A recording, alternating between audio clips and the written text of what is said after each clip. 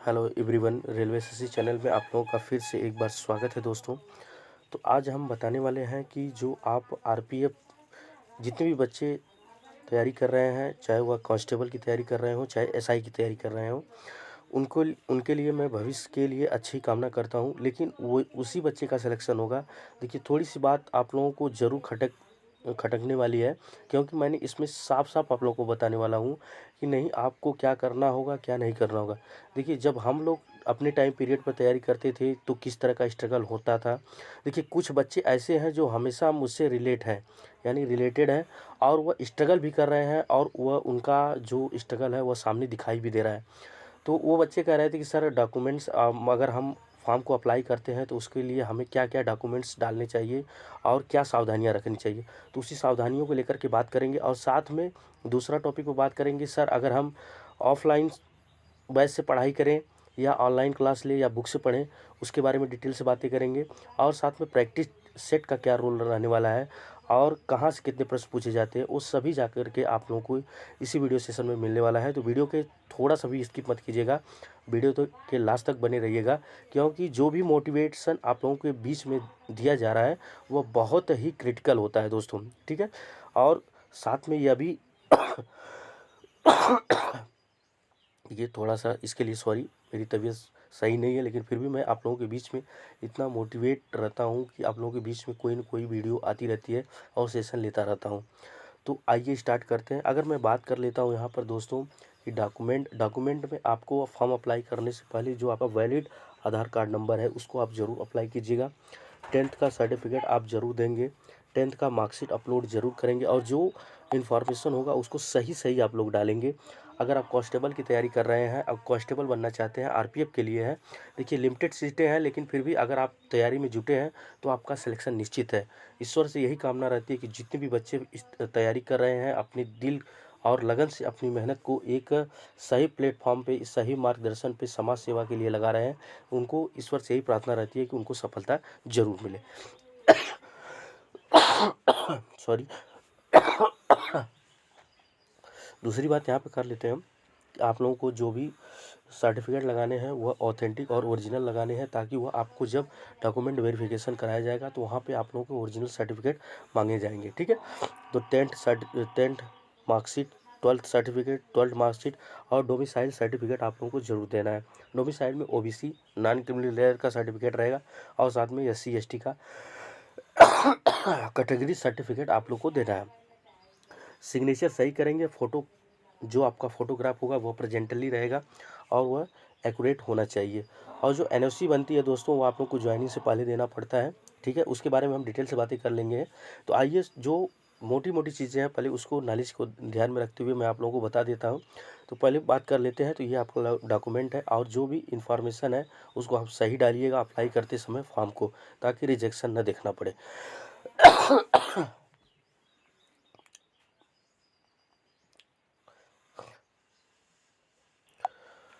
तो परीक्षा पैटर्न की बात कर लेते हैं। तो जनरल अवेयरनेस के 50 प्रश्न आप लोगों को देखने को मिलते हैं, जो मैक्सिमम मार्क्स 50 नंबर के होते हैं।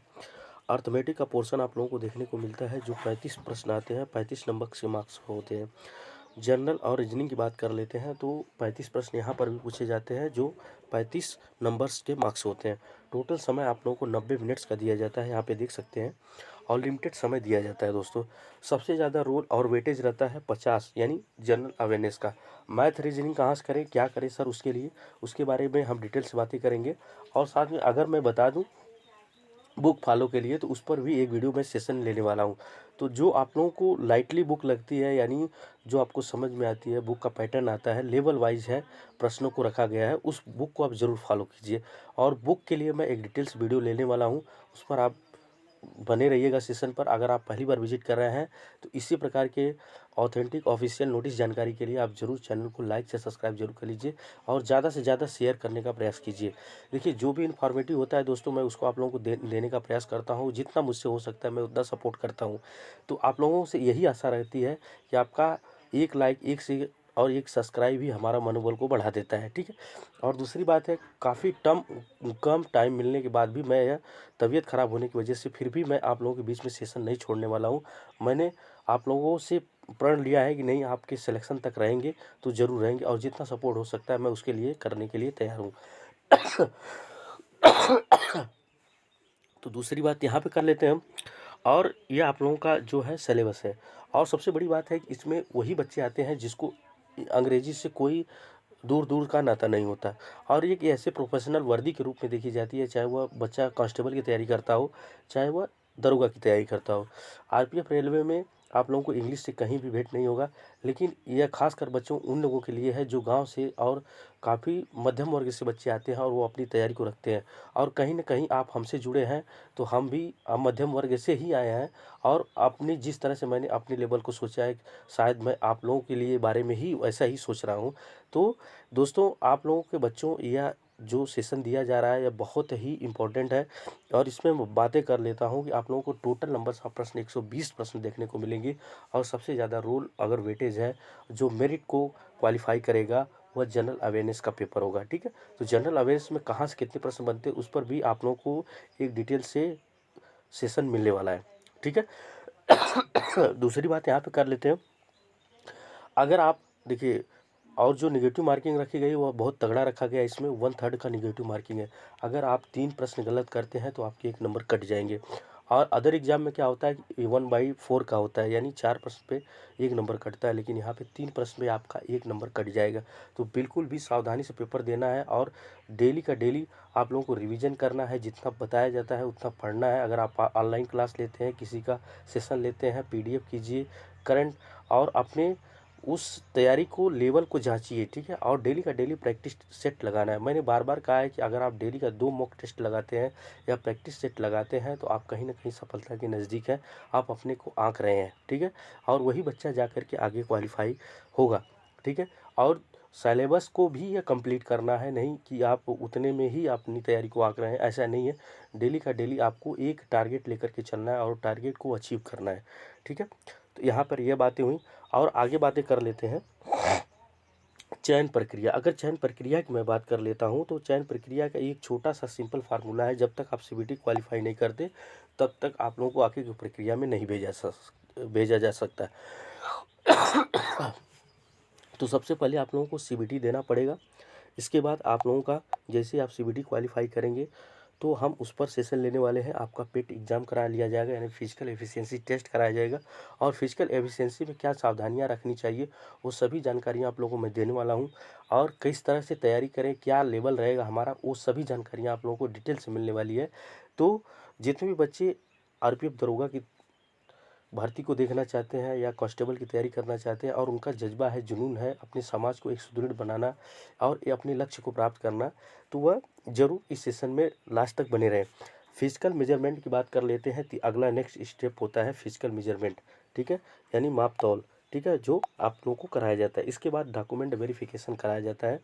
डॉक्यूमेंट वेरिफिकेशन में मैंने बताया कि जो भी आप जब फॉर्म को अप्लाई करेंगे तो उस समय का पूरा डाटा है, और साथ में जो CBT एग्ज़ाम का जो एडमिट कार्ड आता है वो आप लोगों को 2 से 3 कॉपी रखना है। ठीक है, इसके बाद आप लोगों का फिजिकल होगा, फिजिकल का एडमिट कार्ड रखना है, मेडिकल का एडमिट कार्ड रखना है। वो कॉफ़ी एक्स्ट्रा आपके पास होनी चाहिए, वो आपके ज्वाइनिंग के समय लगता है। ठीक है, ध्यान रखिएगा। और साथ में अगर आप किसी भी जॉब के लिए अप्लाई, यानी आप 10th कांस्टेबल के लिए अप्लाई कर रहे हैं तो आपके पास 10th की मार्कशीट ऑलरेडी पॉलिश होनी चाहिए। अगर आप दरोगा की कर रहे हैं तो उससे पहले आपकी मार्कशीट बन जानी चाहिए। ठीक है, तो यह ध्यान रखिएगा। अगर नहीं है तो फिर भी आप उसमें थोड़ा सा होता है कि आप उसको लेटर लिख करके उतने समय तक आप लोगों को निर्धारित करवाना पड़ेगा। ठीक है, यहाँ पर यह बातें हुई। आगे बातें कर लेते हैं। देखिए, सबसे मेन मुद्दा यहीं पे होता है दोस्तों कि सबसे पहले पढ़ने के लिए अपना स्रोत डिसाइड कीजिए कि हमें किस सोर्स से अपनी फाइल को अपनी तैयारी को मेंटेन रखना है। बुक्स से कि वीडियोस से। प्रतिदिन 6 से 8 घंटे पढ़ाई करना है, चाहे आप बुक्स से पढ़ते हो, चाहे वह ऑनलाइन पढ़ते हो या वीडियोस देख करके पढ़ते हो। नियमित रिवीजन के साथ सिलेबस कंप्लीट करना है आपको, ध्यान रखिएगा। जो इंपॉर्टेंट्स बातें हैं वो आप लोगों को मैं इसमें बता रहा हूँ, और जो बच्चा इसको फॉलो कर लेगा वह सिलेक्शन को ले जाएगा, ये निश्चित है। और जितने बच्चे यह देख रहे हैं, मैं उनसे आशा नहीं पूर्ण विश्वास है कि वह इस भर्ती को क्वालिफाई करने वाले हैं और अपने सिलेक्शन को पक्का करने वाले हैं। ठीक है, मैं उनके साथ हमेशा सपोर्टिव में खड़ा रहूँगा। सप्ताह के 5 दिन पढ़ाई कीजिए, छठे दिन रिवीजन कीजिए। ध्यान रखिएगा, सप्ताह के 5 दिन आप लोगों को डेली पढ़ाई करना है, 5 से 6 घंटे, 6 से 8 घंटे। 7वें दिन मॉक टेस्ट दीजिए, डेली का भी मॉक टेस्ट दे सकते हैं। नहीं मिल रहा है समय तो आप एक मॉक टेस्ट 7वें दिन दे सकते हैं। डिमोटिवेट फील नहीं करना है। देखिए, परिस्थितियां सबके पास होती हैं, कोई ना कोई प्रॉब्लम्स होती हैं दोस्तों, लेकिन हम प्रॉब्लम के अगेंस्ट जब खड़ा होते हैं तो वही हमारा लक्ष्य होता है, वही हमें मोटिवेट करता है। हमें डीमोटिवेट नहीं होना चाहिए। आर्थिक समस्या, दिल टूटना, लगातार प्रयास के बावजूद असफलता, इनसे लड़कर ही आपको सफलता मिलेगी। ध्यान रखिएगा, यही आप लोगों का सफलता के मूल मंत्र है। और जो बच्चा इसमें अगर क्वालिफाई कर लेता है तो मैं उसके लिए उससे अच्छा गुड लक कुछ नहीं हो सकता। और जितना हो सकता है मैं आप लोगों के लिए करने के लिए तैयार हूँ। तो नेक्स्ट सेशन में मैं लेने वाला हूँ कि आप लोगों को कौन सी बुक्स फॉलो करनी है और किस तरह का लेवल का तैयारी करना है, क्या करना है, वो सभी जानकारियाँ आप लोगों को मिलने वाली है। तो वीडियो के सेशन तक यहाँ तक बने रहे। अगर थोड़ा सा भी सेशन पसंद आए तो प्लीज़ चैनल को लाइक से सब्सक्राइब जरूर कर लीजिएगा और ज़्यादा से ज़्यादा शेयर कीजिएगा, ताकि हमारा भी मनोबल बढ़ा रहे दोस्तों, ठीक है। और यही मनोबल बना रहता है तो आप लोगों के लिए फिर से एक नई वीडियो क्रिएट करने का दिल में एक आशा उमड़ पड़ती है, ठीक है। दूसरी बात यहाँ पे कर लेता हूँ, काफ़ी कम समय मिलने के बाद भी मैं आप लोगों के बीच में आता रहता हूँ और जो समय मिलता है मैं आप लोगों के बीच में शेयर करता हूँ और जो आप लोगों के बीच में गाइडेंस लाता हूँ, ताकि आप मोटिवेट रहें और अपनी तैयारी को लेकर के एकदम एक्टिव रहें। और आपकी सफलता आपके पास ही है, ज़्यादा समय नहीं है।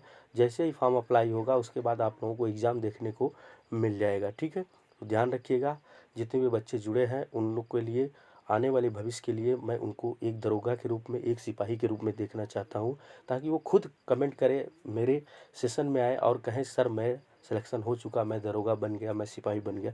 तो काफ़ी अच्छा सुकून महसूस होता है, काफ़ी अच्छा सफलता भी मिलती है लोगों को। तो इससे मुझे क्या होता है, मोटिवेशन मिलता है, मुझे खुद को मोटिवेशन मिलता है और मेरा आत्मबल बढ़ जाता है कि मैंने बच्चों के लिए कुछ किया है, ठीक है। तो यह आशा नहीं, पूर्ण विश्वास है। आप यहाँ तक बने रहे, आप लोगों को दिल से धन्यवाद। चैनल इसी प्रकार की जानकारी के लिए, इसी तरह के नॉलेजेबल सेशन के लिए आप ज़रूर चैनल को लाइक से सब्सक्राइब जरूर कर लीजिए। यहाँ तक बने रहे, आप लोगों को दिल से धन्यवाद। जय हिंद, जय भारत।